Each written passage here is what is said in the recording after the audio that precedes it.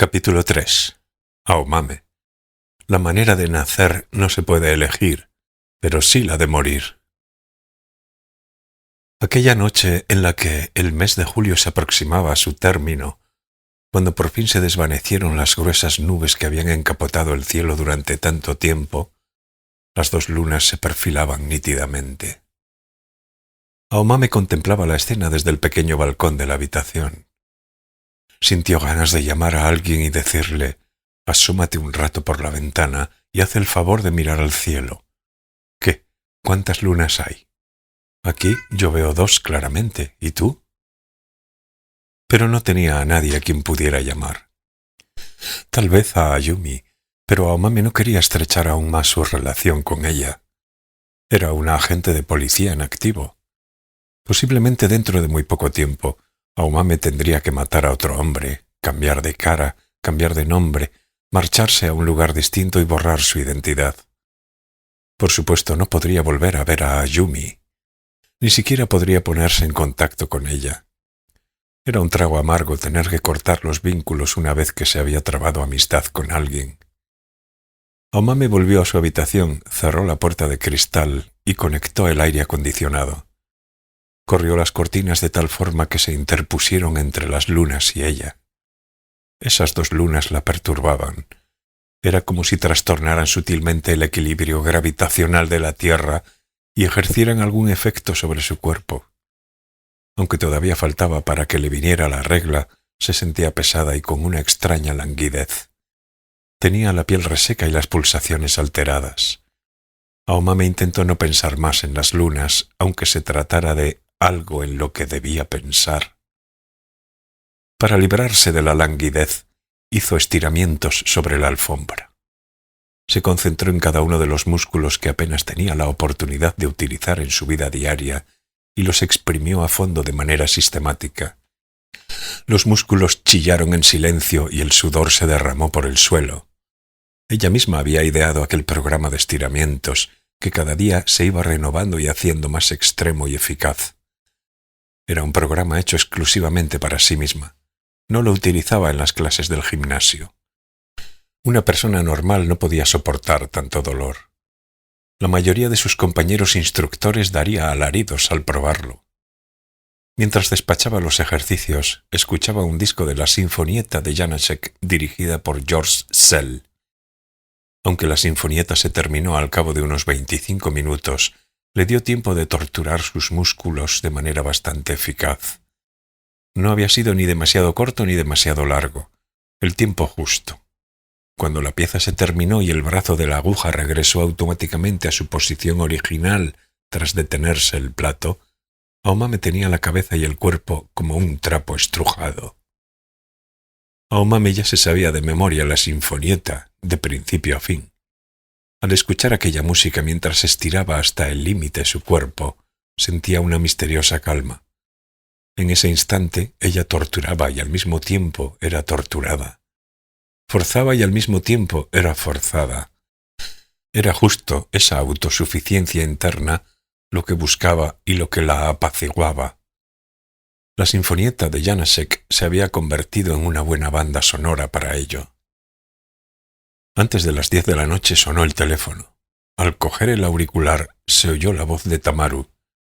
«¿Qué planes tienes para mañana?», preguntó. «Acabo el trabajo a las 6:30. ¿Podrías pasarte por aquí luego?» «Sí», respondió Aomame.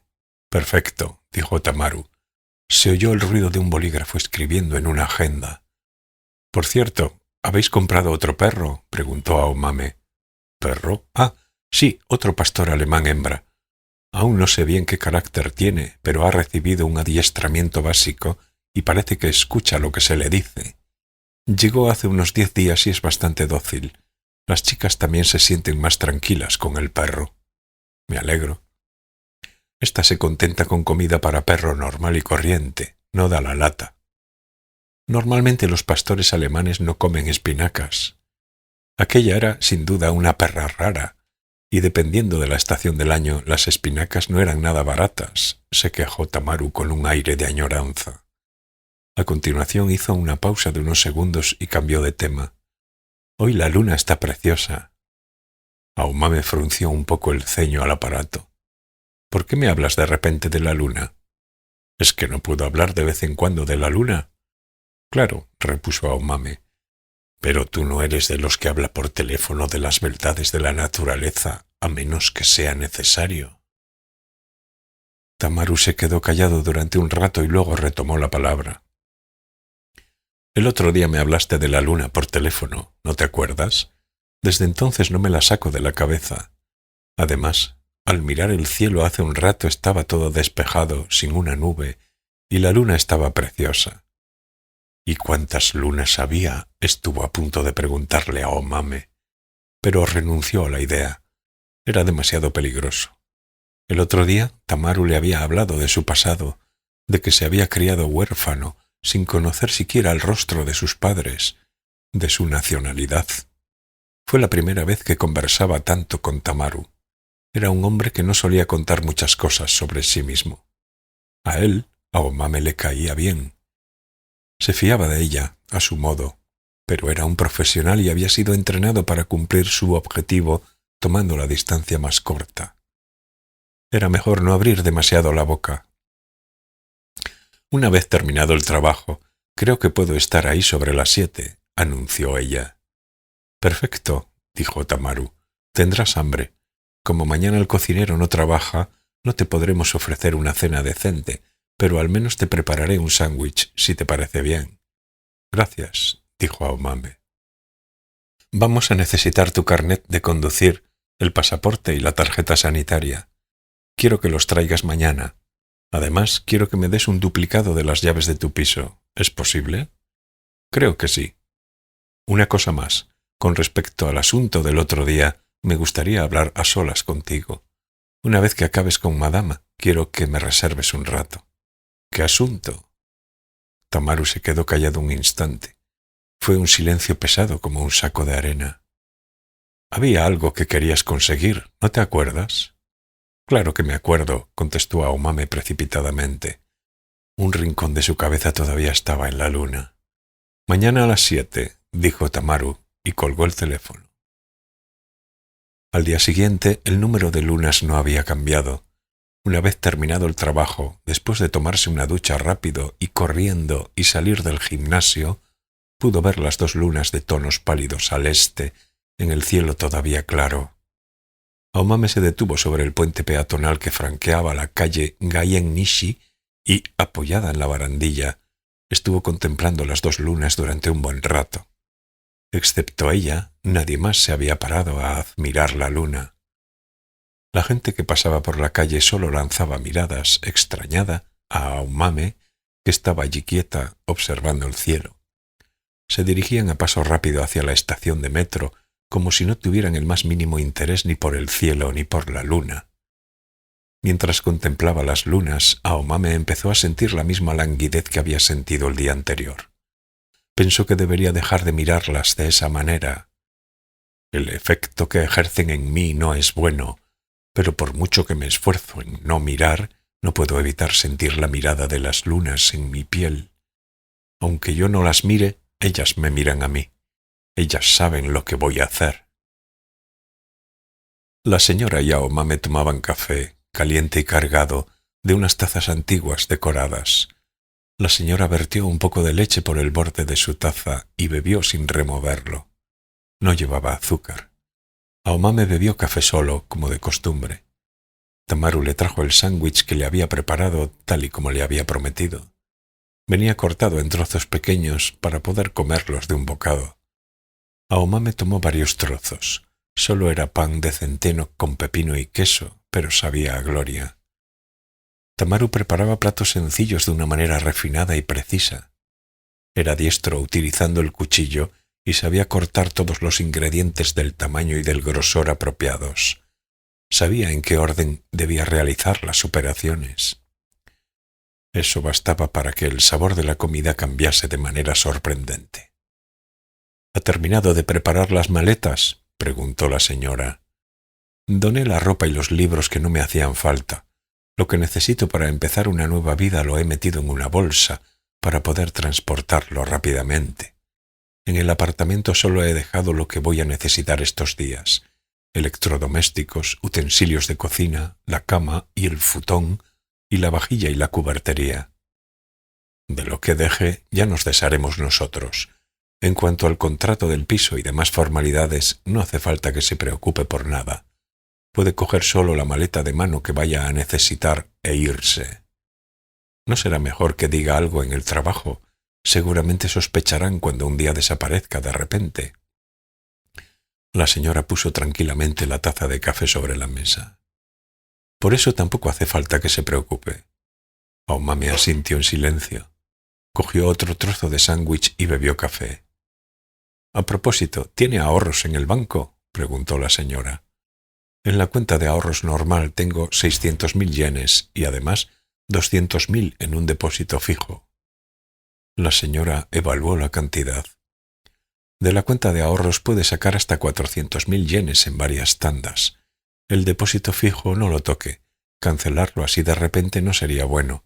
Ellos podrían estar controlando su vida privada. Seamos precavidas. El resto se lo proporcionaré yo más tarde. ¿Algún otro bien? Todo lo que me ha dado hasta ahora lo he metido en una caja fuerte en el banco. Saque el dinero en efectivo de la caja fuerte, pero no lo deje en el piso. Piense por sí misma en algún lugar donde lo pueda dejar a buen recaudo. De acuerdo. Eso es todo lo que quiero que haga por ahora. Luego, compórtese como siempre. No cambie de estilo de vida ni haga nada que pueda llamar la atención. A ser posible, no mencione nada importante por teléfono. Al terminar de decirle eso, la señora se hundió en el asiento como si hubiera consumido toda la energía que había retenido. ¿Ya se ha fijado una fecha?, preguntó Aomame. Por desgracia todavía no lo sabemos, dijo la señora. Esperamos a que nuestros contactos nos avisen. Las condiciones ya se han decidido, pero el horario de la otra persona no se va a decidir hasta el último momento. Podría ser dentro de una semana, quizá dentro de un mes. El lugar tampoco está claro. Sé que es agobiante, pero tendrá que esperar, siempre alerta. No me importa esperar, dijo Aomame, pero ¿no podría decirme más o menos qué condiciones han dispuesto? Va a realizar estiramientos musculares a ese hombre, dijo la señora. Lo que está usted acostumbrada a hacer. Sufre algún tipo de problema corporal. No es nada que ponga en peligro su vida, pero por lo visto le causa bastantes molestias. Hasta el día de hoy ha probado distintos tratamientos para intentar librarse de ese problema. Aparte de tratamientos médicos convencionales y todo tipo de cosas, como shiatsu, acupuntura y masajes, pero por ahora parece que no ha conseguido ningún resultado visible. Ese problema corporal es el único punto débil del líder y ha sido nuestra vía para poder actuar. La ventana que estaba detrás de la señora tenía las cortinas echadas. No se veían las lunas. Sin embargo, Aomame sentía en la piel sus frías miradas. Su connivente silencio parecía haberse deslizado en la habitación. Ahora mismo tenemos un confidente en la organización. A través de él conseguí pasar la información de que usted es una destacada experta en estiramiento de músculos. No resultó tan difícil, porque parece ser que usted lo es realmente. El hombre está muy interesado por usted. Al principio decidió llamarla para que acudiera al complejo de la organización en Yamanashi, pero a usted le es imposible alejarse de Tokio por motivos de trabajo. Eso es lo que hemos dicho. De todas formas, el hombre se traslada a Tokio una vez al mes por algún asunto y se aloja en un hotel de la ciudad para pasar inadvertido. En una habitación de ese hotel será donde usted le realizará los estiramientos. En ese momento solo tendrá que hacer lo de siempre. Aomame se imaginó la escena en su cabeza.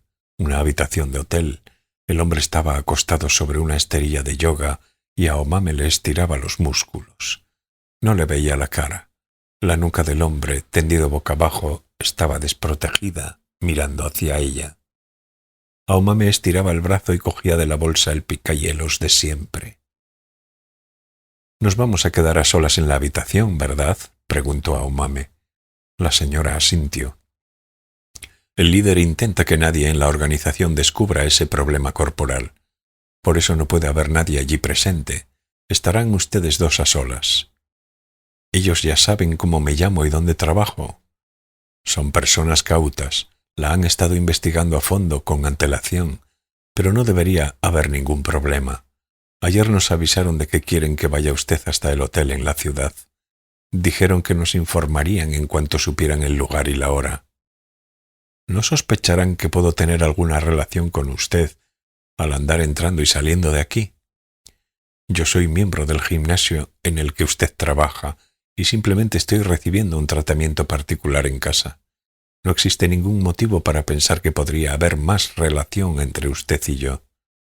Aomame asintió. Siempre que el líder sale de la organización y se desplaza, lo acompañan dos guardaespaldas. Ambos son adeptos y tienen cinturón negro en karate. No sabemos si llevan armas, pero parecen muy diestros. Entrenan cada día. Sin embargo, según Tamaru, parece que, a pesar de todo, son unos aficionados, dijo la señora. No como Tamaru. No como Tamaru. Tamaru perteneció a los Rangers de las Fuerzas de Autodefensa.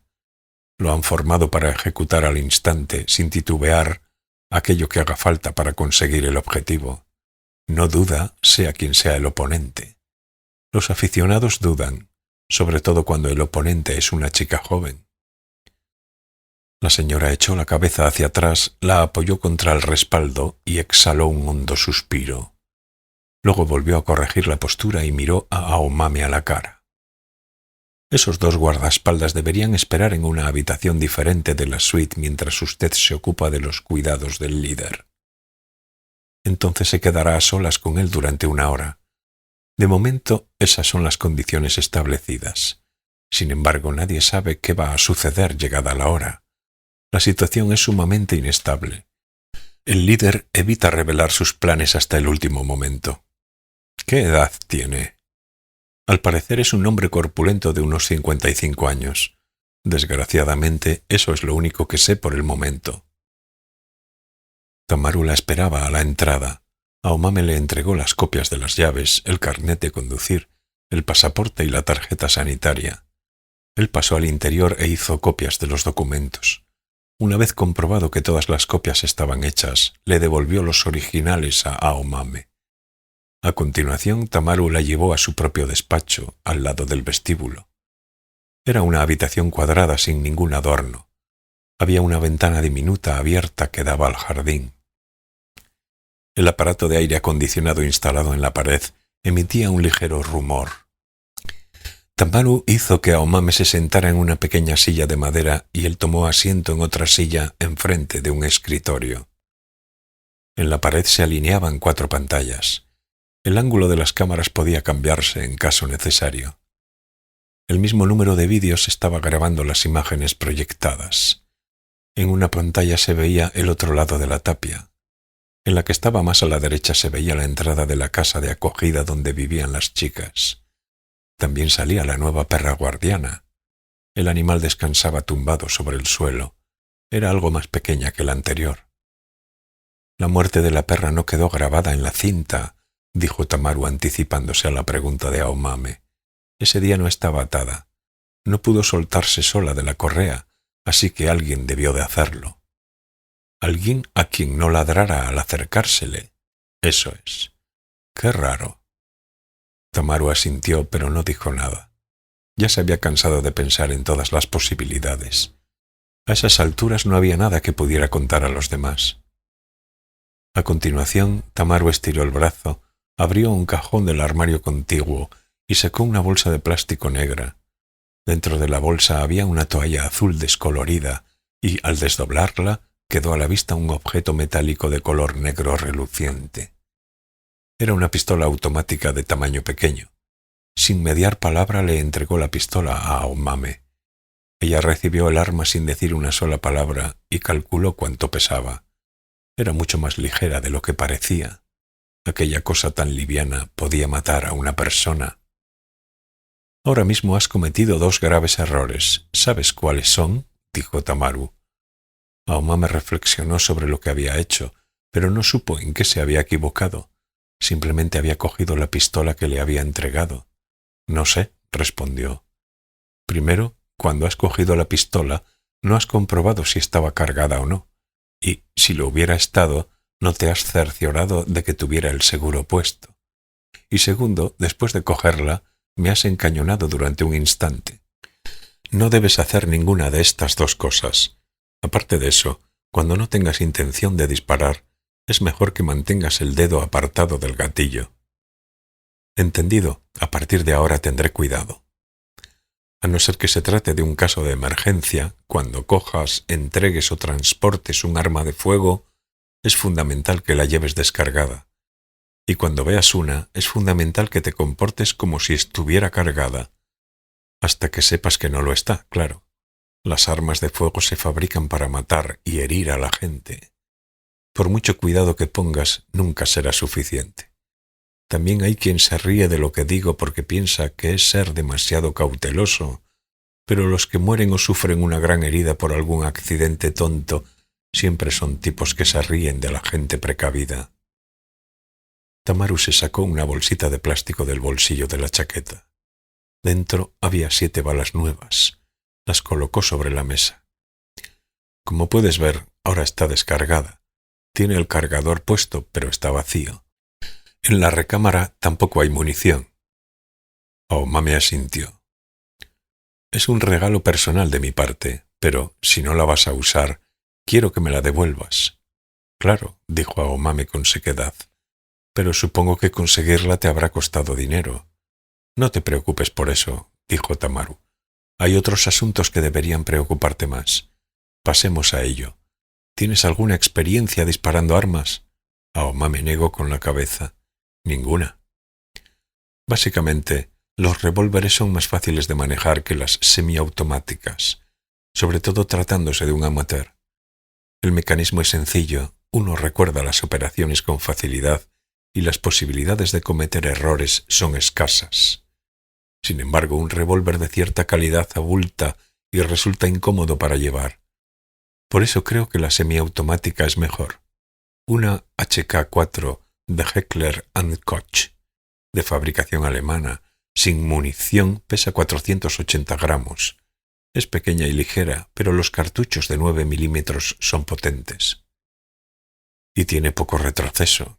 No se puede esperar mucho en cuanto a la precisión del tiro en distancias largas, pero se ajusta al uso que tú pretendes darle. Heckler & Koch es una empresa de armas fundada en la posguerra, y esta HK4 se basa en un reputado modelo llamado Mauser HSC que se empleaba antes de la guerra. Se lleva fabricando desde 1968 y aún hoy es un clásico muy utilizado. Por lo tanto, es de fiar. Aunque no es nueva, parece ser que pertenecía a alguien cabal y está bien cuidada. Las pistolas son igual que los coches. Se puede confiar más en un producto de segunda mano decente que en uno completamente nuevo. Tamaru tomó la pistola de manos de Aomame y le enseñó cómo manejarla. Cómo poner y quitar el seguro, empujar el pestillo de retenida, sacar el cargador y volver a meterlo. Cuando quites el cargador, deja el seguro puesto. Una vez extraído el cargador, echa la corredera hacia atrás y saldrá la bala que hay en la recámara. Como ahora no estaba cargada, no ha salido nada. Luego, como la corredera está abierta, aprieta el gatillo así y la corredera se cerrará. En ese instante el percutor queda amartillado. Al volver a apretar el gatillo, el martillo percutor baja y entonces se mete otro cargador. Tamaru realizó aquella serie de movimientos de una manera ágil, fruto de la costumbre. A continuación volvió a repetirlos despacio, uno por uno, para asegurarse. Aomame lo miraba con curiosidad. «Prueba». Aomame sacó el cargador con cuidado, echó la corredera hacia atrás, vació la recámara, bajó el martillo y volvió a meter el cargador. «Está bien», dijo Tamaru. Entonces tomó la pistola, sacó el cargador, introdujo con cuidado las 7 balas y cargó el arma con un ruido. ¡Chac! Tiró de la corredera hacia atrás y una bala entró en la recámara. Luego bajó la palanca que había en el lado izquierdo del arma para poner el seguro. Prueba a hacer lo mismo de hace un rato. Esta vez la munición está toda cargada. Dentro de la recámara también hay una bala. Aunque el seguro esté puesto, no encañones a nadie, dijo Tamaru. Aomame cogió la pistola cargada y sintió cómo pesaba más. No era tan ligera como hacía un momento. Había una señal inequívoca de muerte. Era una herramienta creada con precisión para matar personas. El sudor le corría por las axilas. Aomame volvió a comprobar que el seguro estaba puesto, liberó el pestillo de retenida, sacó el cargador y lo dejó sobre la mesa. Luego echó la corredera hacia atrás y expulsó la bala que había en la recámara. La bala cayó al suelo de madera con un ruido seco. Apretó el gatillo, la corredera se cerró, volvió a apretarlo y el percutor amartillado volvió a su posición. A continuación recogió con manos temblorosas la bala de 9 milímetros que había caído a sus pies. Tenía la garganta seca y al respirar sentía un escozor. «No está mal para ser la primera vez», dijo Tamaru mientras volvía a meter la bala de 9 milímetros en el cargador. «Pero todavía necesitas práctica. Las manos te tiemblan. Repite todos los días la operación de extracción del cargador y acostumbra el cuerpo al tacto de la pistola. Tienes que ser capaz de hacerlo automáticamente y tan rápido como lo he hecho yo antes. Deberías poder hacerlo sin ningún problema, incluso a oscuras. Aunque tú no vas a necesitar reemplazar el cargador en plena faena, ese movimiento es lo más básico para cualquiera que maneje una pistola. Tienes que aprendértelo. ¿No necesito practicar el disparo? No vas a disparar a nadie. Es para dispararte a ti misma, ¿no? Aomame asintió. Entonces no necesitas practicar el disparo. Basta con que aprendas a cargar las balas y quitar el seguro, así como que te familiarices con la dureza del gatillo. Además, ¿dónde pensabas practicar? Aomame negó con la cabeza. No había pensado en ello. Por cierto, aunque te vayas a disparar a ti misma, hay que tener en cuenta cómo hacerlo. Vamos a escenificarlo. Tamaru introdujo el cargador en la pistola y tras asegurarse de que el seguro estaba puesto, se la pasó a Aomame. «El seguro está puesto», dijo Tamaru. Aomame apretó el cañón contra la sien. Sintió el frío acero.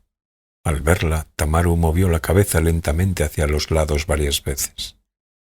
«Te voy a dar un consejo. Es mejor que no apuntes a la sien.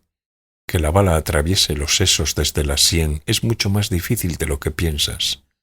Normalmente en estos casos las manos tiemblan. Al temblar la pistola retrocede y la trayectoria de la bala se desvía. Son muchos los casos de balas que solo rozan el cráneo y no llegan a matar. Supongo que no quieres que te pase». Aomame asintió en silencio. Cuando el general Hideki Toyo fue capturado por el ejército estadounidense en la posguerra, se encañonó a sí mismo con una pistola para dispararse al corazón y apretó el gatillo, pero la bala se desvió, le dio en el abdomen y no se murió. Que alguien que estaba en la cima de la carrera militar no hubiera podido suicidarse correctamente con una pistola. A Toyo lo llevaron de inmediato al hospital, donde recibió los atentos cuidados de un grupo de médicos estadounidenses. Se recuperó, volvió a ser juzgado y lo condenaron a la horca. Una manera espantosa de morir. El momento de la muerte es algo importante para el ser humano. La manera de nacer no se puede elegir, pero sí la de morir. Aomame se mordió el labio. Lo más seguro es meter el cañón en la boca y volarse los sesos desde abajo, así. Tamaru le quitó la pistola a Aomame y lo escenificó. Aunque sabía que el seguro estaba puesto, aquello puso nerviosa a Aomame. Respiró con dificultad como si algo le tapara la garganta. Sin embargo, este método tampoco es 100% efectivo. Yo mismo conozco a un hombre que no logró matarse y le pasó algo espantoso. Estábamos juntos en las fuerzas de autodefensa. Se metió el cañón del rifle en la boca, ató una cuchara al gatillo y se la colocó entre los pulgares de ambos pies. Pero el cañón debía de estar un poco movido. No logró matarse y se quedó en estado vegetativo. Vivió así durante 10 años. Quitarse la vida a uno mismo no es tan sencillo. No es como en las películas donde todo el mundo se suicida como si nada. Mueren súbitamente, sin sentir dolor. Pero en la realidad no pasa así. No logras morirte, Te quedas en una cama y pierdes orina y lo que sea durante 10 años. Aomame asintió en silencio. Tamaru sacó las balas del cargador y de la pistola y las guardó en la bolsita de plástico. Luego le entregó a Aomame por separado el arma y la munición. No está cargada. Aomame asintió y tomó ambas cosas en sus manos. Te voy a dar otro consejo. Pensar en sobrevivir es lo más sensato y lo más realista. Ese es mi consejo. Entendido, dijo Aomame secamente. Luego envolvió en un fular aquella HK4 de Heckler & Koch, que parecía una tosca herramienta, y la metió en el fondo del bolso bandolera. La bolsita con las balas la guardó en un compartimento. Aunque el bolso bandolera pesaba medio kilo más, no se deformó. La pistola era pequeña. Un amateur no debería manejar algo así, dijo Tamaru. Desde un punto de vista empírico, no puede salir nada bien, pero tratándose de ti, la utilizarás bien. En algo te pareces a mí, y es que en el momento crítico puedes anteponer las reglas a ti misma. Quizás sea porque yo misma no existo. Tamaru no dijo nada al respecto. Entonces, ¿estuviste en las fuerzas de autodefensa?, preguntó Aomame. Sí, en la unidad más dura. Nos hacían comer ratas, serpientes y langostas. Tenías que tragártelo, pero no estaba nada bueno. ¿Luego qué hiciste? Diferentes cosas. Seguridad, sobre todo guardaespaldas. O, mejor dicho, gorila. Como no estoy hecho para el trabajo en equipo, me centré en el negocio independiente. Aunque fue durante poco tiempo, también estuve metido por necesidad en los bajos fondos de la sociedad. Allí vi muchas cosas que una persona normal nunca ve en su vida, pero jamás caí en ningún barrizal. Siempre tuve cuidado de no dar pasos en falso, porque tengo un carácter extremadamente precavido y no me gusta la yakuza. Mafia japonesa, nota del traductor. Así que, como te dije una vez, mi historial está limpio. Luego me vine aquí. Tamaru señaló recto hacia el suelo que pisaba. Desde entonces mi vida ha sido así de tranquila.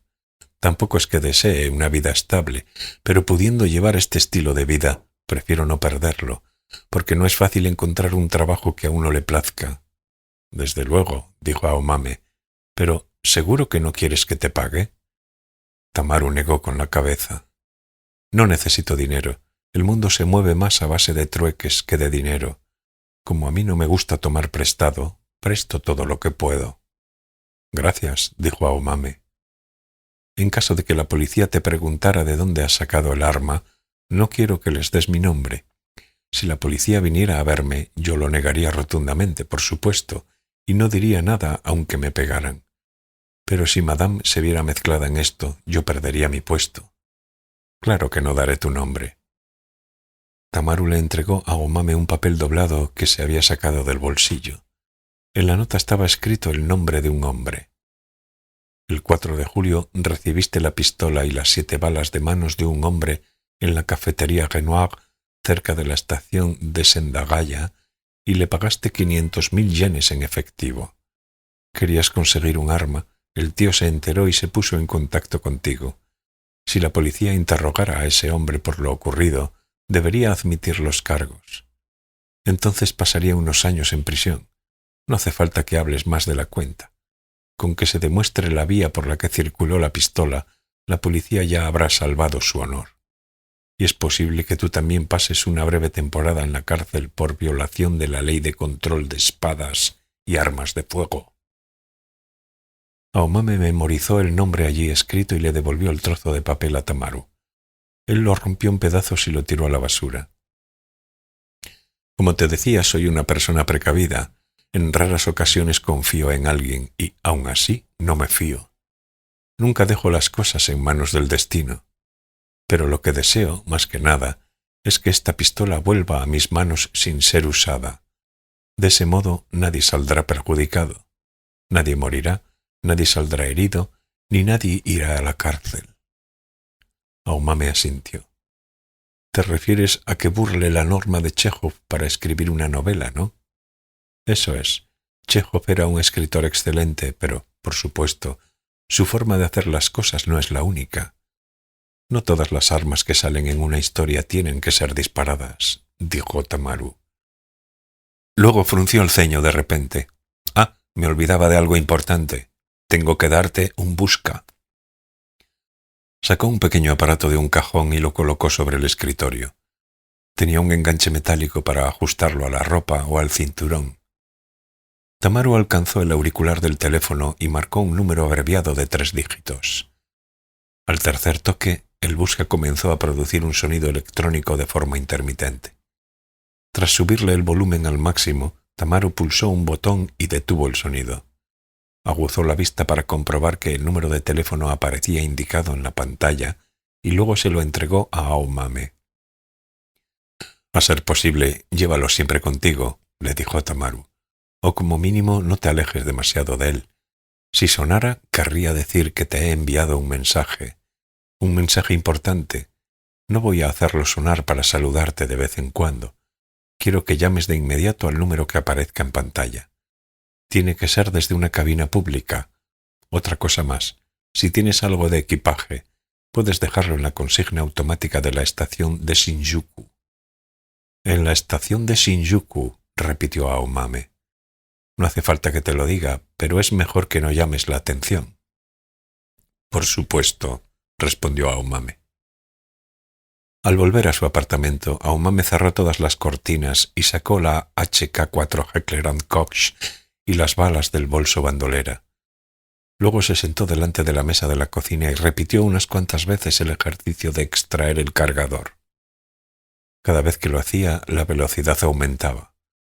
Los movimientos ganaban ritmo y las manos dejaban de temblar. A continuación envolvió la semiautomática con una camiseta usada y la escondió en una caja de zapatos. A su vez guardó la caja en el fondo de un armario. La bolsita con las balas la metió en el bolsillo de un chubasquero colgado en una percha. Como tenía la garganta muy seca, sacó de la nevera té frío de cebada tostada y se bebió 3 vasos. Tenía los músculos de los hombros agarrotados por la tensión y las axilas desprendían un olor a sudor diferente al habitual. Solo con ser consciente de que tenía una pistola, la forma de ver el mundo cambiaba un poco. Al paisaje que la rodeaba se le añadía un matiz desconocido, extraño. Aomame se desvistió y se dio una ducha para eliminar el olor a sudor. No todas las armas tienen que ser disparadas, se repitió a sí misma mientras se duchaba. Una pistola no es más que una herramienta, y yo no vivo en un mundo de ficción. Este es un mundo real, lleno de descosidos, inconsistencias y anticlímax. Después de aquello, transcurrieron 2 semanas como si nada. Aomame iba al gimnasio igual que siempre e impartía clases de artes marciales y estiramientos. No podía cambiar su patrón de vida. Cumplía lo más estrictamente posible lo que le había dicho la señora. Al volver a casa y terminar de cenar sola, cerraba las cortinas y entrenaba con la HK-4 sentada a la mesa de la cocina. El peso del arma, su dureza, el olor a aceite lubricante, su violencia y quietud se fueron convirtiendo progresivamente en una parte más de su cuerpo. Alguna vez también practicó vendándose los ojos con un pañuelo. Aunque no veía nada, logró meter el cargador a toda prisa, quitar el seguro y tirar de la corredera hacia atrás.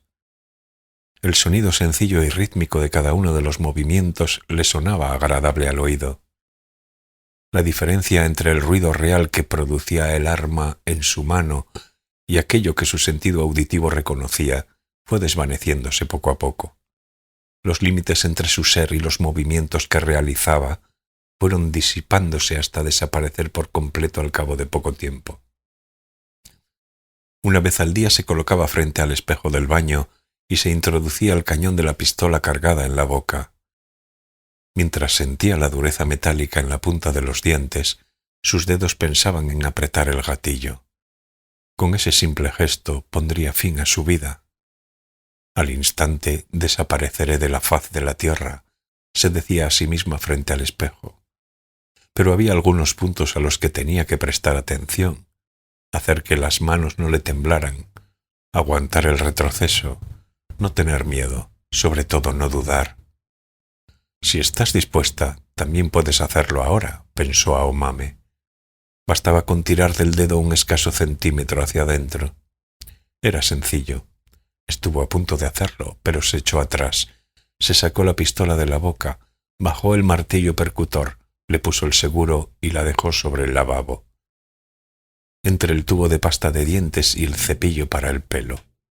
No, es demasiado pronto. Antes debo hacer algo. Tal y como Tamaru le había dicho, siempre llevaba el busca consigo. A la hora de dormir lo dejaba al lado del despertador. Se preparó para poder actuar de inmediato cuando sonara. Sin embargo, el busca no sonaba. Pasó una semana más. La pistola en la caja de zapatos, las 7 balas en el bolsillo del chubasquero, el busca siempre guardando silencio, el picahielos especial y la punta mortalmente afilada, sus enseres embutidos en una bolsa de viaje, la nueva cara y la nueva vida que estaban aguardándola, un fajo de billetes en una consigna automática de la estación de Shinjuku. Aomame se pasaba los días del verano en medio de la atmósfera creada por todas esas cosas. La gente estaba de vacaciones, muchos locales habían cerrado las persianas y por las calles no había ni un alma. El número de vehículos había disminuido y en la ciudad reinaba el silencio más absoluto. De vez en cuando tenía la impresión de estar desubicada. ¿Será esto real?, se repetía a sí misma. Si no era la realidad, no tenía ni idea de dónde podía buscarla, así que, por el momento, no le quedaba más remedio que admitir que aquella era la única realidad y adaptarse a ella lo mejor que pudiera. Morir no me da miedo, volvió a comprobar Aomame. Lo que me da miedo es que la realidad me engañe, que la realidad me abandone.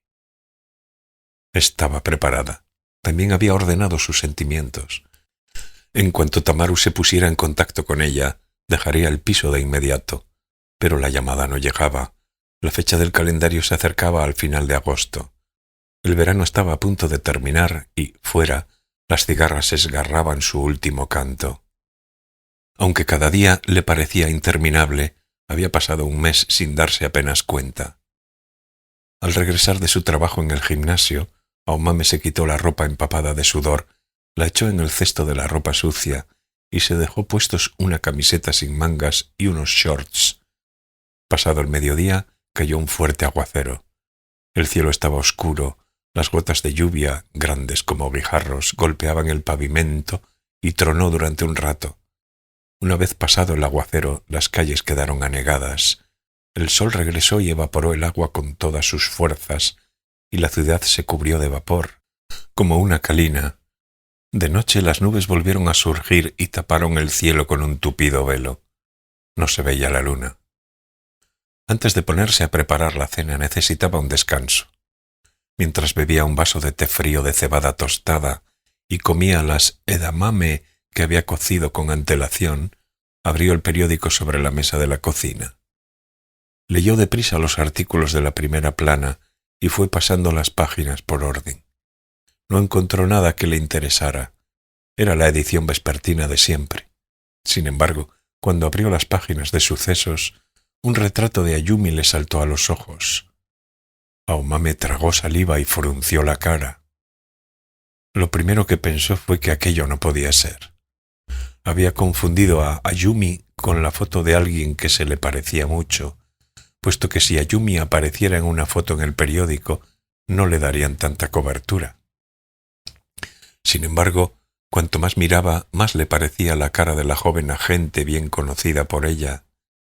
Era la compañera de sus esporádicas y modestas juergas sexuales. En la foto, Ayumi sonreía ligeramente. Era una sonrisa más bien desmañada y artificial. La Ayumi real sonreía de una manera más natural y abierta.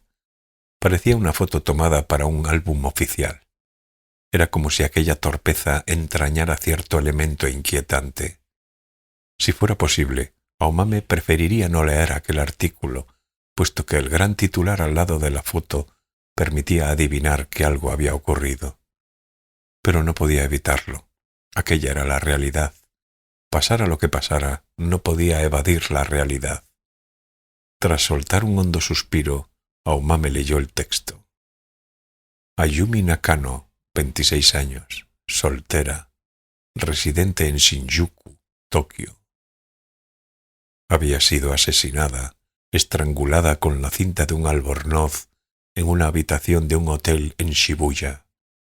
Estaba completamente desnuda, le habían esposado ambas manos a la cabecera de la cama. También le habían metido una prenda de ropa en la boca para que no gritara. Cuando los empleados del hotel fueron a inspeccionar la habitación antes del mediodía, encontraron el cadáver. Ella y el hombre habían entrado en la habitación sobre las 11 de la noche anterior y el hombre se había ido solo al amanecer. La habitación la había pagado por adelantado. No era un suceso extraño en una gran ciudad como Tokio. Gentes muy distintas se aglomeran en la ciudad y eso provoca una efervescencia. De vez en cuando evolucionan de forma violenta. Los periódicos están llenos de ese tipo de sucesos. Sin embargo, aquel caso tenía un lado poco ordinario.